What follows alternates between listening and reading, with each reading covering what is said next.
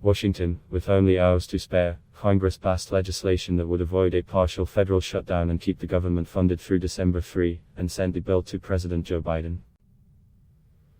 The back-to-back votes by the Senate and then the House will help avert one crisis, but just delay another as the political parties begin on a dispute over how to raise the government's borrowing cap before the United States risks a potentially catastrophic default.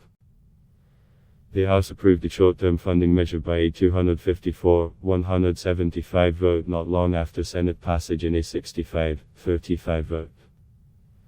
A large majority of Republicans in both chambers voted against it. The legislation was needed to keep the government running once the current budget year ended at midnight Thursday.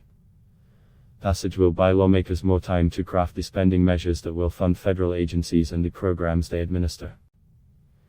The work to keep the government open and running served as the backdrop during a chaotic day for Democrats as they struggled to get Biden's top domestic priorities over the finish line, including a bipartisan $1 trillion infrastructure bill at risk of stalling in the House.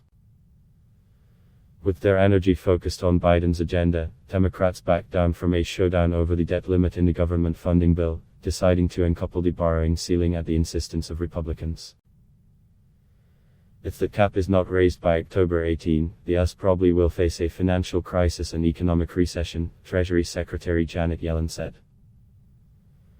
Republicans say Democrats have the votes to raise the debt limit on their own, and Republican leader Mitch McConnell of Kentucky is insisting they do so.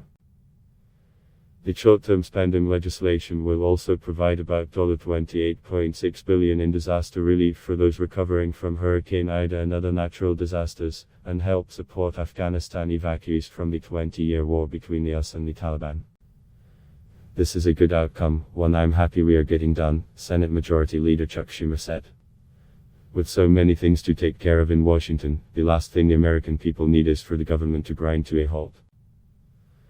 Once the government is funded, albeit temporarily, Democrats will turn their full attention to the need to raise the limit on federal borrowing, which now stands at $28.4 trillion.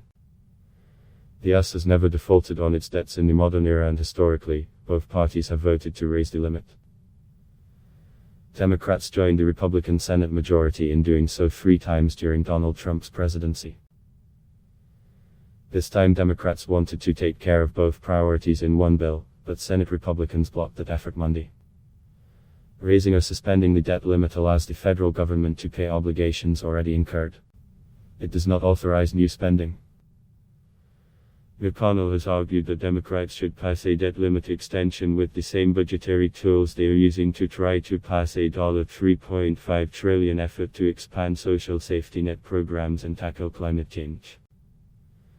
He reiterated that warning as the Senate opened on Thursday, even as Democrats have labeled that option a non-starter. We were able to fund the government today because the majority accepted reality. The same thing will need to happen on the debt limit next week, McConnell said. House Democrats pushed through a standalone bill late Wednesday that would suspend the debt limit until December 2022.